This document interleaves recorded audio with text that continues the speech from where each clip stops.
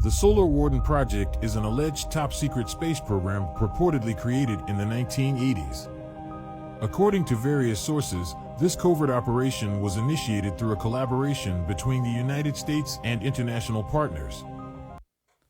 All right, sit back, relax, and enjoy this new content, and let's re-engage together. The primary objectives of Solar Warden are said to include defending Earth from extraterrestrial threats and monitoring the activities of spacefaring nations. During the Cold War era, discussions concerning Solar Warden emerged amidst the competitive space race involving the United States and the Soviet Union. The project is believed to have developed an array of advanced spacecraft, ranging from compact reconnaissance vessels to massive battleships, all outfitted with cutting-edge propulsion systems for swift interstellar travel. The dual purpose of the Solar Warden fleet involves protecting Earth from potential alien aggressors and maintaining order within the cosmic realm. Some proponents of this theory argue that numerous unidentified flying object, UFO, sightings during the late 20th century may be attributed to the secret activities of Solar Warden spacecraft in Earth's atmosphere. The intrigue surrounding the project has been fueled by whistleblowers who claim direct involvement in the Solar Warden initiative. These individuals have shared information about the advanced spacecraft, weapons, and technology employed by the project. While concrete evidence supporting the existence of Solar Warden remains elusive, the project has captured the imagination of many individuals interested in the mysteries of humanity's presence in space. Rumors of off-world bases on the Moon and Mars continue to circulate, with suggestions that these installations function as command centers for the Solar Warden fleet. The strategic placement of these bases could provide a significant tactical advantage in the struggle for space dominance. Some theorists speculate that the project may be involved in recovering and reverse engineering extraterrestrial technology. Access to such advanced materials and knowledge would undoubtedly benefit Solar Warden, equipping the fleet with enhanced capabilities and ensuring the project maintains a competitive advantage in space exploration and defense. Despite skepticism and the absence of corroborating evidence, the notion of a concealed space program responsible for Earth's defense and cosmic law enforcement remains captivating.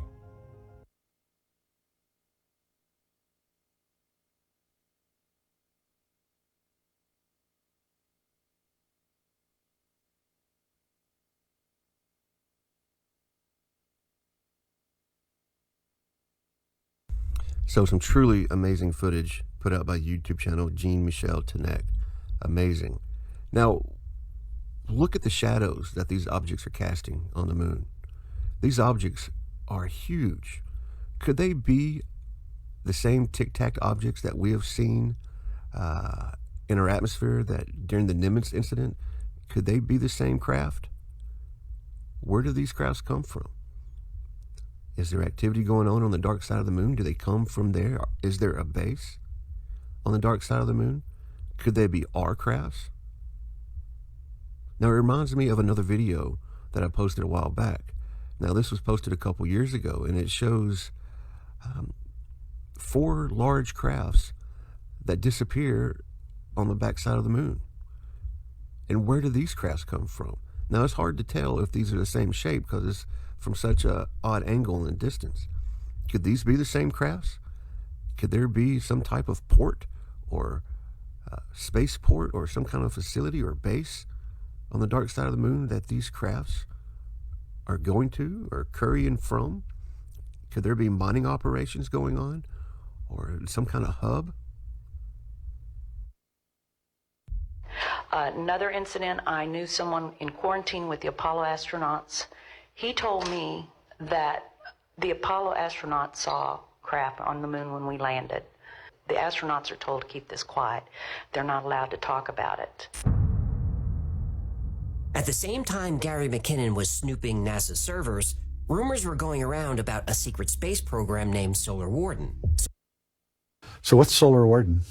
Operation Solar Warden was the Earth's version of a space fleet in which they were getting into space and actually able to start building hulls to further their projection of power out from the planet. And this is probably what Reagan was referring to in his diaries, where he said that he'd been briefed and told there was a space shuttle that could house 300 men. That's right. That's exactly what he was referring to.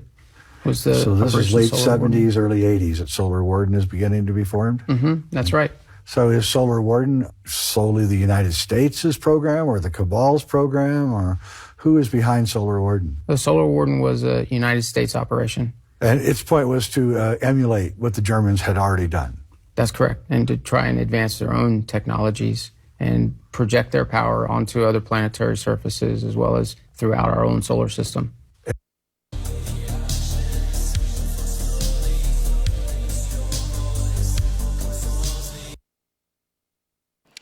All right, so we diving into this space warden thing, where they saying that, you know, the United States is trying to put together such a strong force to project, you know, their strength out into the cosmos. We're gonna dive into this a little bit. Let's check it out. Did this man discover a secret space program? Between 2001 and 2002, Gary McKinnon, a British hacker using the alias Solo, hacked into several US government computers. He even managed to shut down a network of military computers in Washington for a day, which was the biggest military computer attack of all time. While McKinnon was causing problems, he was also looking for something. During interviews, he stated that he was looking for covered-up free energy and alien technology. According to his story, he found a folder containing information about a secret space program called Solar Warden, along with photos of UFOs. However, the most interesting detail is when he hacked into NASA, he claimed to have found a spreadsheet titled Non-Terrestrial Officers, with a dossier of space-based personnel and ships named after Majestic 12 members. He was finally caught and faced extradition to the United States, but in 2012, the charges were dropped. But the question still remains, does Solar Warden really exist? And in the early 2000s, a man named Gary McKinnon hacked the US military and NASA. His goal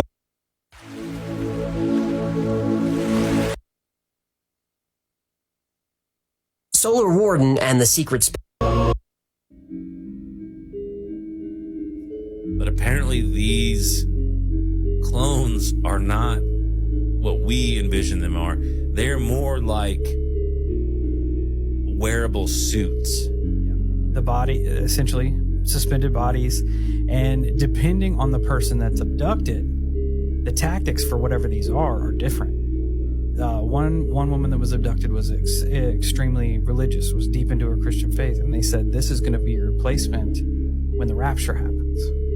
Of the three competing ET civilizations, and that they have been using this planet for genetic experiments for over 270 million years. Where are they secretly building a 5-mile large space destroyer? Bro, I don't know. Is it possible that NASA is hiding a secret base on the far side of the moon? There have been many claims in the several decades since the moon landing that something secret happened up there, including a program known as Solar Warden. If you guys ever heard of this is a story that goes back to the 1980s. Gary McKinnon is a computer hacker that claims to have broken into NASA servers and found evidence of what he termed non-terrestrial officers. Little baby folk life take you, laugh now, cry later. Races from coming into our solar system, grabbing our people and leaving. We could now stop them. So Solar Warden was developed and began to do its job of policing the solar system. At the same time, we had in the interplanetary corporate conglomerate, which is made up of all of these military industrial complex corporations, we have all of these other programs that are developing technology at the same time and are developing much, much more advanced technologies. So advanced, in fact, that there are ET races that come here to trade for our technology. Corey Good is the one insider I found whose testimony ties all of these different threads together. Have you ever heard of Solar Warden? It's the covert space mission that's been patrolling Earth's orbit since the 80s. With 8 motherships and 43 scout ships, this fleet's mission has been a well-kept secret until hacker Gary McKinnon stumbled upon it.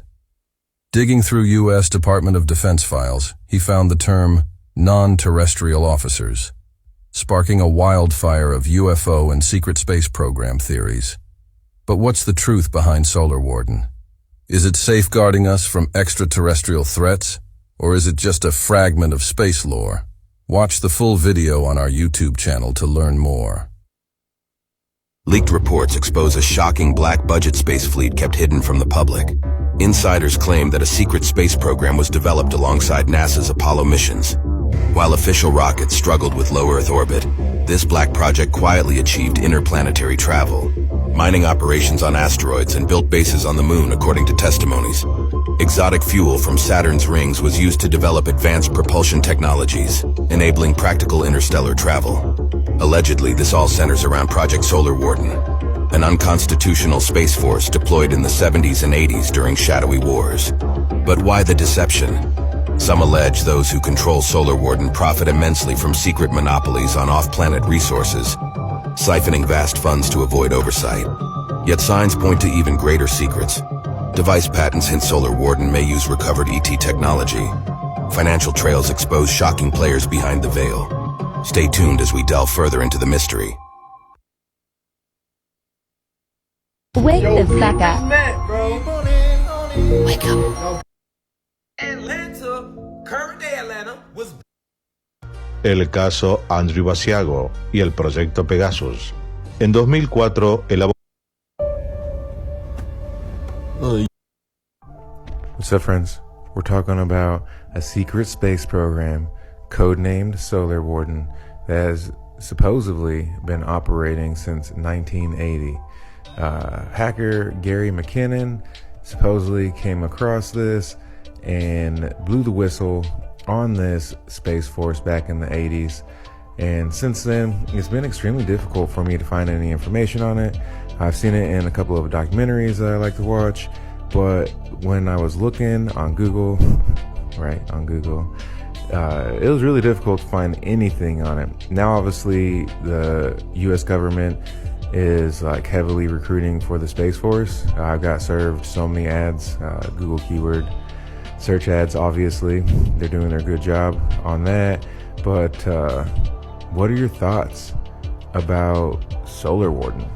And if it's been operating since 1980 and they're just now actively recruiting for the Space Force, what have they uncovered and what did they do to make it such a priority to publicly recruit for the Space Force? Supposedly, Solar Warden was designed to, or created to police our solar system, right? Incoming and outgoing entities, vehicles, etc. So my question to you is, what are your thoughts?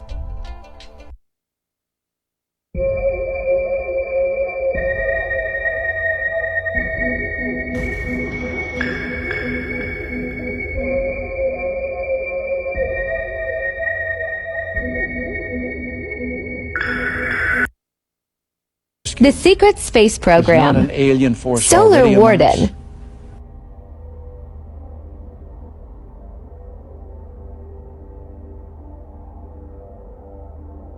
Solar Warden went active 1980, 1981. It was funded in large part by SDI through President Reagan, though that money was funneled off in many different programs.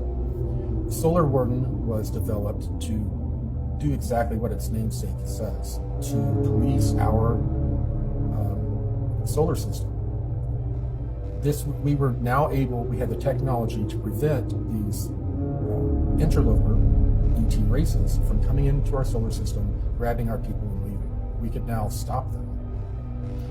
So Solar Warden was developed and began to do its job of policing the solar system. At the same time, we had the interplanetary corporate conglomerate, which was made up of all of these military-industrial complex corporations. We have all of these other programs that are developing technology at the same time and are developing much, much more advanced technologies. So advanced, in fact, that there are ET races that come here to trade for our technology. Corey Good is the one insider I found whose testimony ties all of these different threads together. I've heard Corey have knowledge of something that each of the different other insiders I've spoken to had said to me in the past. Nobody else had ever done that before, and that was fascinating because I had not put this information online. The information was proprietary. It was things that I'd heard over the course of conversations that could have gone on for many, many dozens of hours over time, spreading across about 20 years worth of my own past history. I think they chose children for these MyLab programs in several different ways. They had to profile them. They definitely used standardized testing and a few other ways to identify whether they had a skill or a talent that they needed. Then they would check out their family life. They preferred children from broken homes or from homes that were not harmonious, because the children are used to getting smacked around, they're used to stressful environments, and the parents were not always as attentive as other parents. Therefore, the children were able to handle a lot more stress, and the parents may not notice, certain behavior in the kids. Well, I guess you would say a typical day.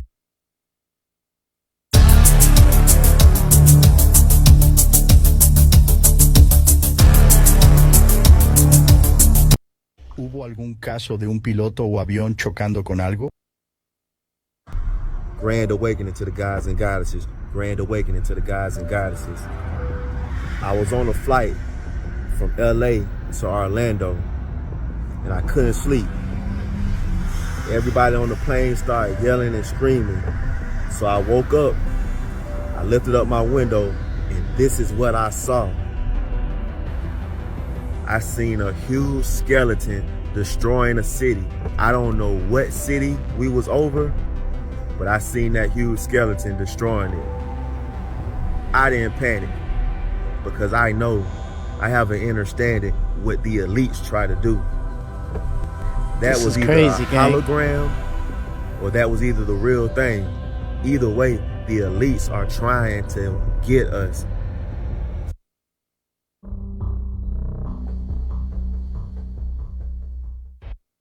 So here it is. This is a film shot in April of 1991, a thought projection interview of a other gray, designated an other gray, an extraterrestrial biological entity. He is a haploid, which means he came with only one sexual chromosome. Human beings are diploids. This being had only one sexual chromosome. He came to the S2 Alpha, the official designation of the underground facility that housed the alien interrogation and retention program. That's the unofficial name of what this was. They call these interview suites the ambassador suites because the government did try for the care and did treat these and look at these beings, and still do, as ambassadors from other planets and other dimensions. And if you hear David Grush coughing on his words, it's because he doesn't want to tell you that some of these beings are from other dimensions.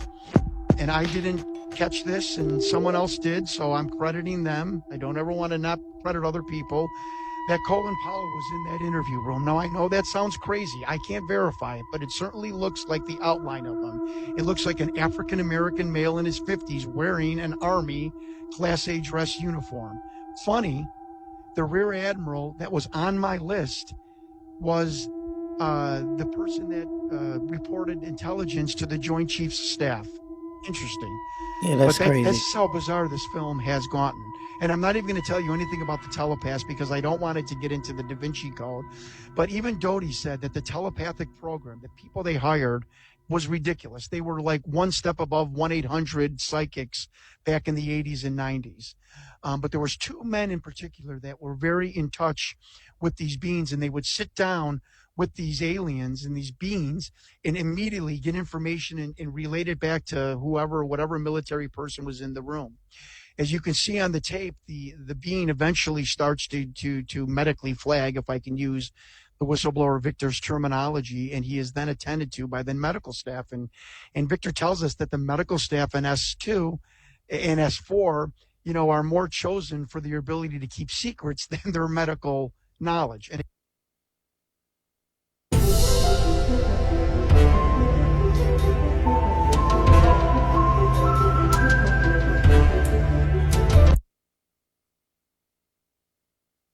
Guys, this is a terrifying video from the dark web. It shows what I'll call Yahtzees from World War II in 1944 attempting to use some sort of, I don't even know how to describe it, dark power, otherworldly power, something along those lines. Whatever it is, it's terrifying. 1944, they lost the war. 1945. So you tell me what you think. I'll see you in the next one.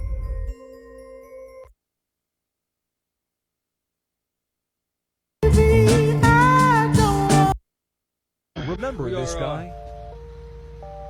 On Interstate 95, Massachusetts, near exit 57, mile marker 57.4. They specified in the news that we're anti-government, but we're not. We're not anti-government. We're not anti-police. We're not sovereign citizens. We're not black identity extremists. Has specified multiple times to the police that we're abiding by the peaceful journey laws of the United States, federal courts. So just look up Title 18 of the United States Code, subsection 926 alpha or 925 alpha, if I'm not mistaken, as well as the decision of the United States Supreme Court, Young versus Harris, which specifies that merely carrying an arm, or it says, being in the possession of a gun per se constitutes no offense. So we haven't violated any laws. The police seen us on the side. The Moors is based in Pawtucket, Rhode Island. They say their goal is informing all Moors of their political status here in the U.S. The group also believes that Moorish Americans are the, quote, aboriginal people of the land to which the side live streamed the standoff with state police and online claims to be the Moorish American.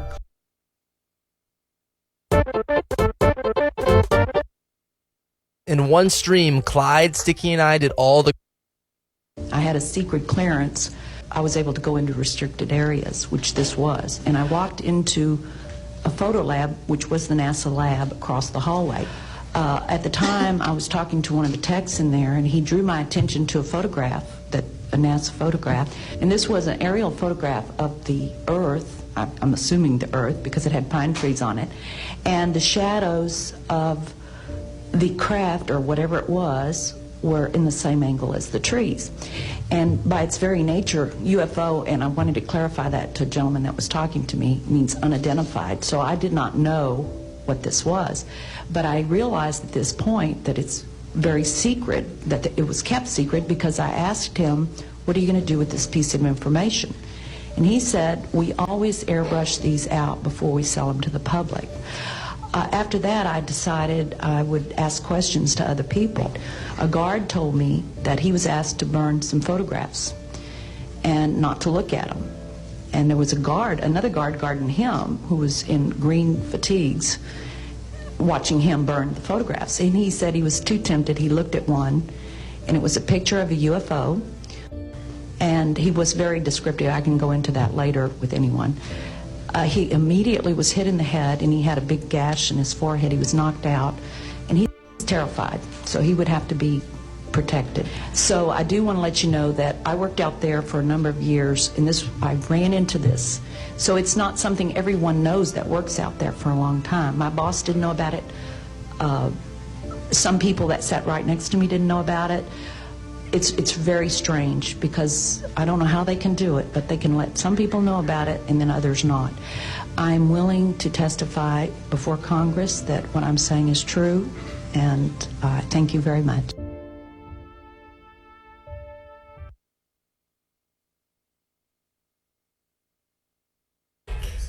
Oh yeah, I like your makeup. Is there anything else that's like on my face?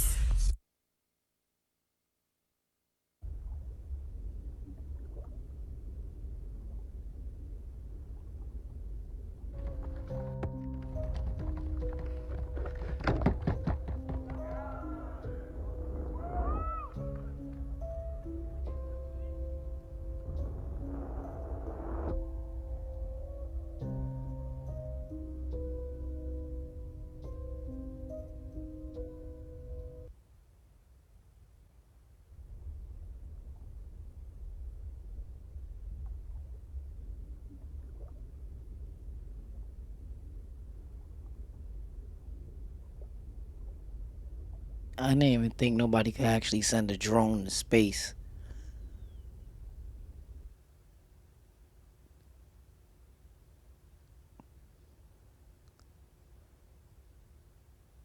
So they say you burn as you come in, but you don't burn as you go out. Okay.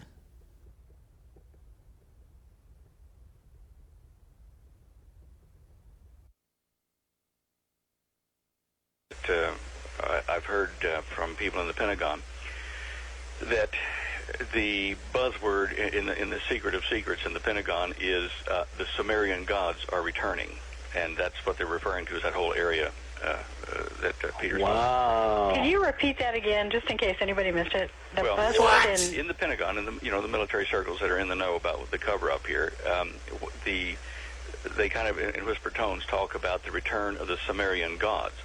And they're talking about the what we would call aliens or fallen angels returning. Elders Mornay has extraterrestrial friends that are the size of mini Lego men, and he is also friends with a giant African American looking race from the Andromedan galaxy that is anywhere between 65 and 75 feet tall. My God, talk about giant. I mean, shoot, that would be like us being the size of Bumblebee from Transformers, and they would be the size of Omega Supreme. Giant humans, huh? And they look like black people. There's another black reference.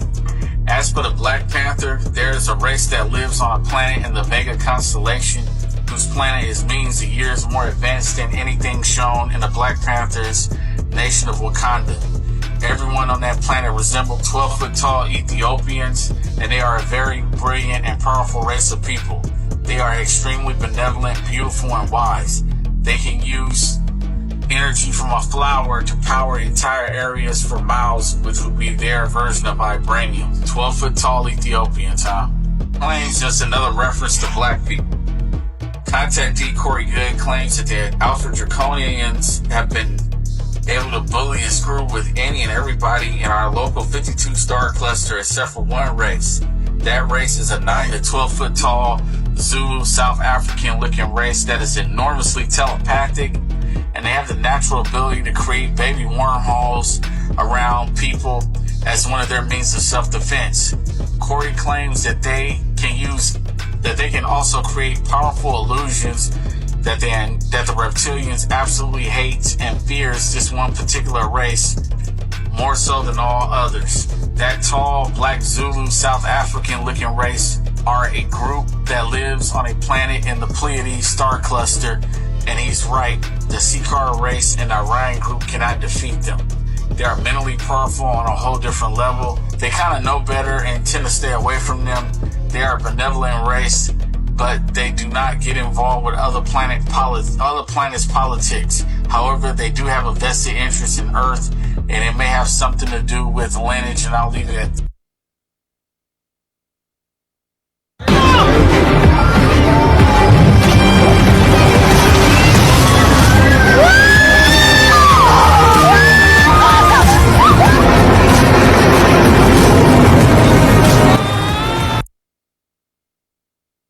What the hell was that? The Galactic Federation has given humans until 2027 to reveal our presence to the world, or we will. You've probably seen this on the news or in articles talking about CIA agents claiming that humans have until 2027 before they reveal themselves. Former Israeli space chief talking about extraterrestrials exist. And the former defense minister of Canada talking about the Galactic Federation is real and has been watching us for a long time. Let's not forget about the large amount of people claiming they are aliens among the humans. That is because we are, and we are here. We have been on this planet in many different ways. 1, incarnating on your planet and being housed in a human body. 2, government bases or government establishments. 3, underground bases or in orbit. Or number 4, just walking amongst you and you would never know. Many of you have known our presence for a long time and have been trying to awaken others, but you've been labeled as crazy, and I'll tell you right now, you are not. If you are a galactic agent still here, it's time you reveal your presence as well. The clock is ticking because the rest of the star people are going to come in 2027 or sooner, and we've given the Earth governments until then to reveal it themselves. As you could see, they've been struggling. They've been trying to use the media. They've been trying to use subliminal messaging. They've been letting you guys know because they have to. Earth is entering the fourth density, which means that humans are beginning to understand their existence beyond the physical and understand life beyond the physical. For years, humans have called non-terrestrial beings deities, gods, angels, demons, fairies. We have always been here for you. It's time all the chaos ends, all the lies end, all the enslavement ends, all the pain ends. It's time. Welcome back, y'all. Just wanted to show you this really cheap Boros combo you can run. None of the cards in this combo cost more than a soul ring, and you can win on turn 3. So first.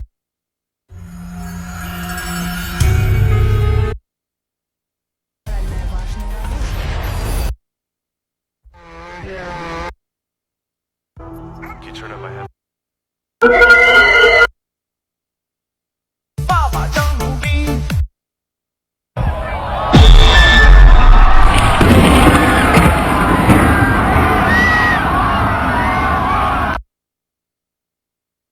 An anonymous source known only as Ghost has claimed there's an investigation underway about something chillingly dubbed the Afghanistan Reaper. But what does this refer to? Is it connected to the MQ-9 Reaper, the drone used in Afghanistan for intelligence, surveillance, and reconnaissance? The MQ-9 is equipped with a powerful multispectral targeting system, including infrared sensors and advanced cameras for precision